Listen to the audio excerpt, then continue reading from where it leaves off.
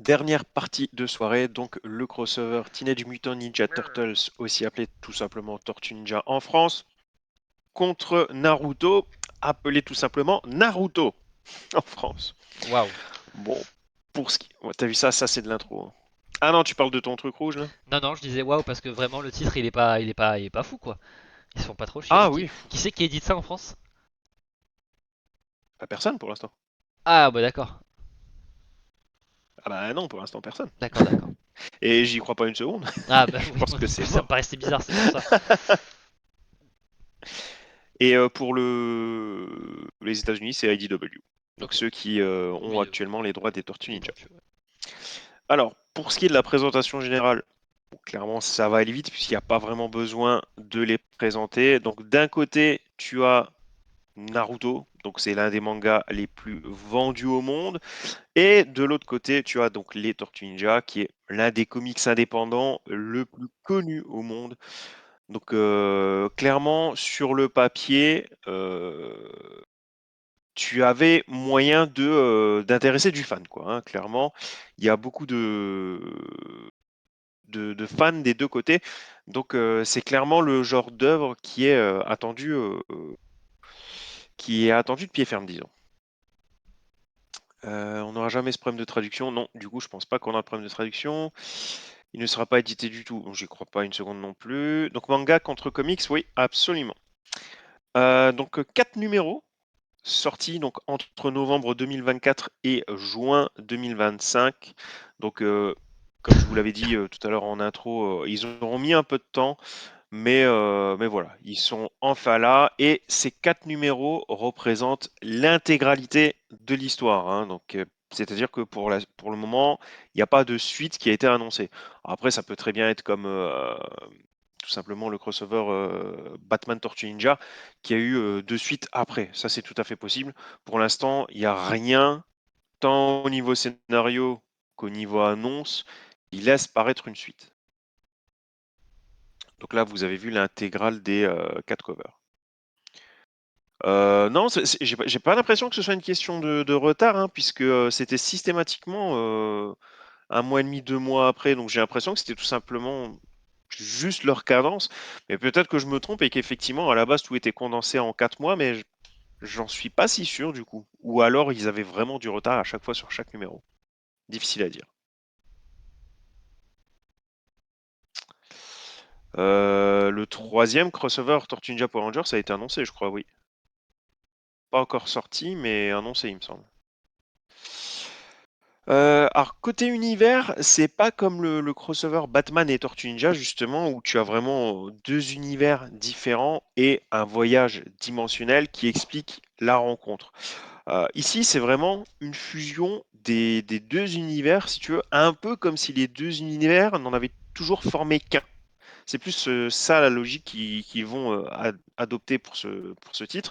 Ce qui explique aussi pourquoi les personnages se connaissent. Enfin, ou plutôt pourquoi, là vous le voyez sur l'image, Kakashi et Hamato Yoshi se connaissent.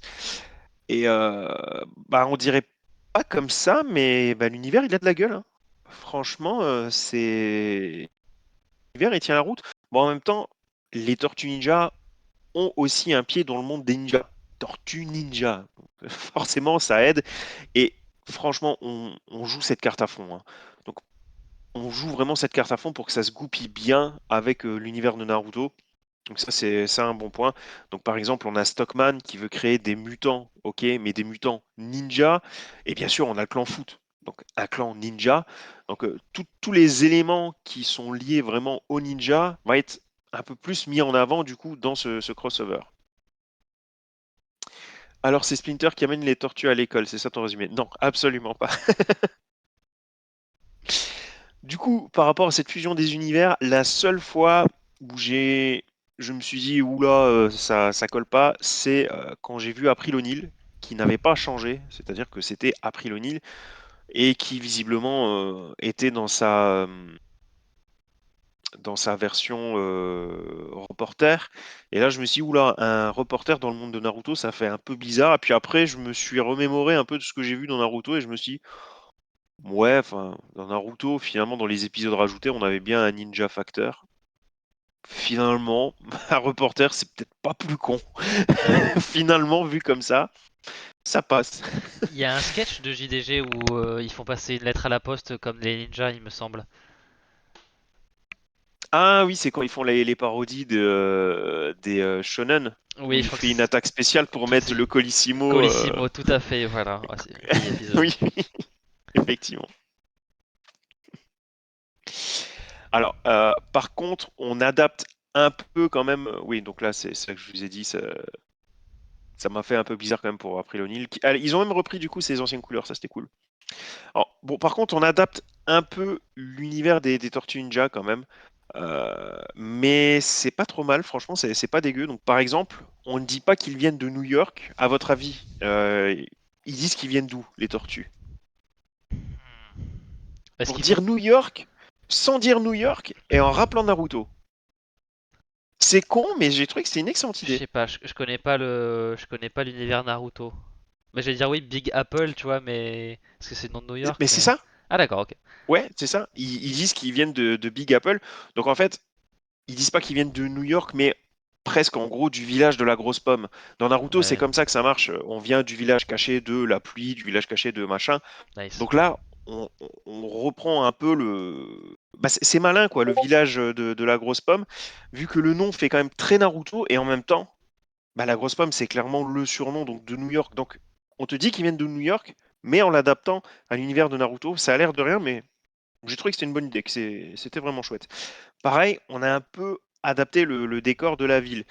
Et c'était plutôt intéressant. Bon, c'était un peu en mode on sait, hein, vraiment en mode. Mais ce côté rien à foutre passait bien pour le coup. Donc par exemple, tu as beaucoup de buildings, donc le côté New York, mais tu as aussi la Statue de la Liberté avec le bandeau ninja. Et tu sais, normalement ici, elle tient la flamme, une sorte de flamme. Bah finalement, là, elle tient un kunai. Donc pourquoi pas? Après, on va pas se mentir, c'est quand même surtout l'univers des Tortues Ninja qui est présent. Pour Naruto, tu as juste l'équipe 7, une case où tu vois Tsunade, une case ou deux où tu vois Kurama, et c'est tout. C'est donc assez léger par rapport aux Tortues Ninja où, alors de leur côté, c'est un festival, hein. Tu vois le clan du foot, tu vois Shredder, tu vois, je crois que c'est Alopex, si je me trompe pas.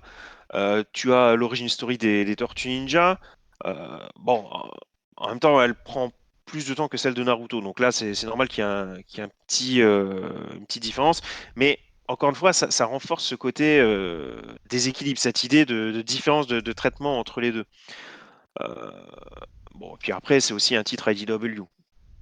C'est pas si surprenant que ça. Ils n'allaient pas non plus mettre 90% de Naruto, c'est assez logique.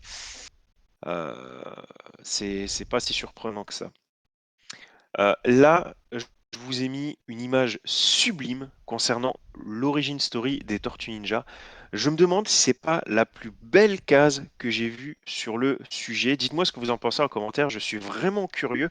Moi, personnellement, le Splinter qui voit les tortues dans le liquide, qui les ramasse, et là, vous le voyez courir avec les tortues, est-ce que vous ressentez le côté vraiment inquiet, quoi, dans le regard de Splinter?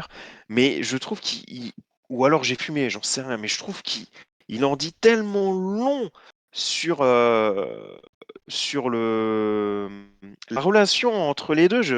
J'ai trouvé ça vraiment génial. Vous pensez quoi? Franchement, elle est géniale la case, non?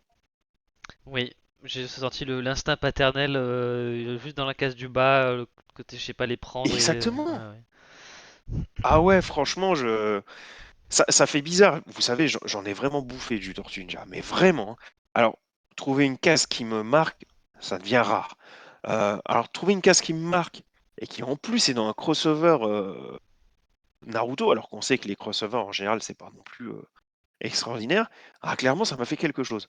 Franchement, cette image, tu refais le cadrage et c'est un fond d'écran, quoi. Enfin, si t'aimes les Tortues Ninja, bien sûr, si t'en rien à faire, ça a rien à faire en fond d'écran sinon, mais je l'ai trouvé vraiment sublime avec le 4 garçons qui avaient besoin d'un père. Mais elle est magique, quoi. C'est là qu'on voit que le dessinateur, scénariste ont tout compris à la relation entre Splinter et les tortues, quoi. Vraiment, j'ai adoré. Ah, et au passage, ça fait super longtemps, mais en fait, ils ont repris la version qui dit que Splinter est un rat qui a étudié le ninjutsu, vous savez, en regardant son maître, en imitant son maître. Euh, Là, dans la dernière histoire en date, c'était une histoire de réincarnation.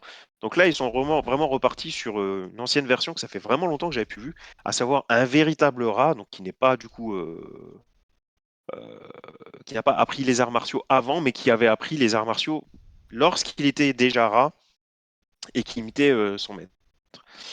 Donc ouais, ça m'a fait plaisir. Donc bref, on a bien un nouvel univers qui respecte les deux univers, mais je reviens du coup à mes moutons, hein, mais les personnages de Naruto, je trouve qu'ils sont quand même vachement au service de ceux de la...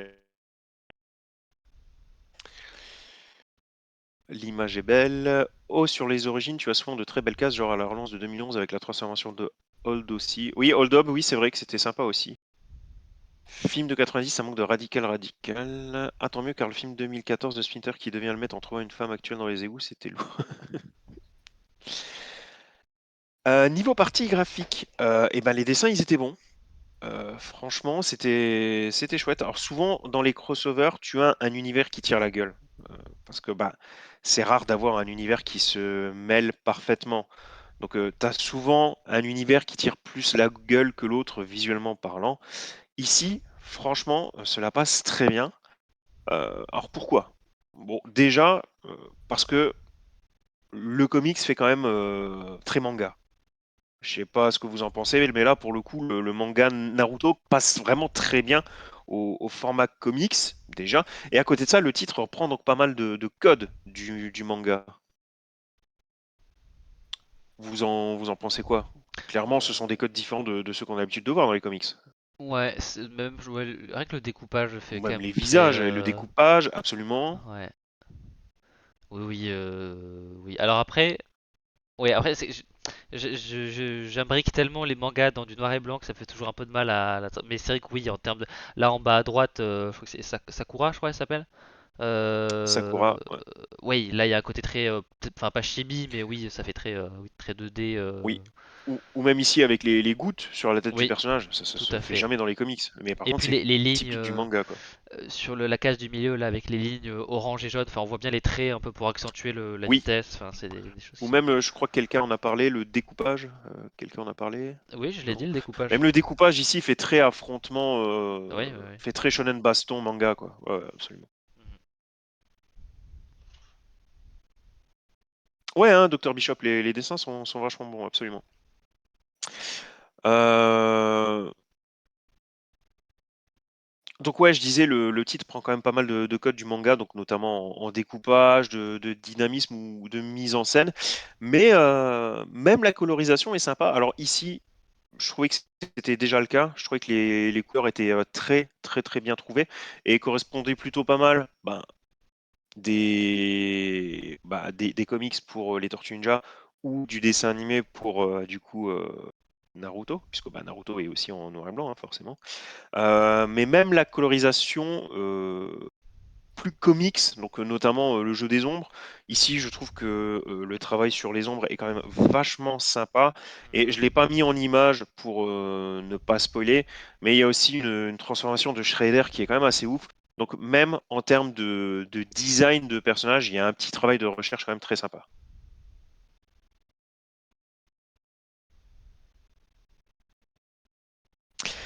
Alors, le verdict. Bah, au final, même si là, vous m'avez entendu dire pas mal de trucs positifs, si la série ne sort pas en France, franchement, je crois qu'on perd pas grand-chose. Alors, oui, Naruto, attention, encore une fois, j'adore les deux, hein, et voilà, Naruto, les Tortues Ninja, c'est un événement, mais pour moi, c'est pas suffisant. C'est l'argument qu'on m'a déjà sorti quand on me dit ouais, Batman versus Superman, il y a plein de défauts, mais c'est un rêve de gosse. Non, non, en fait, c'est pas parce que c'est un rêve de gosse que tu peux te permettre de proposer un truc mauvais ou qui a trop de défauts. Ici, du coup, c'est un peu La ça politique pour rejoint nous un peu faire plaisir. mon point de vue.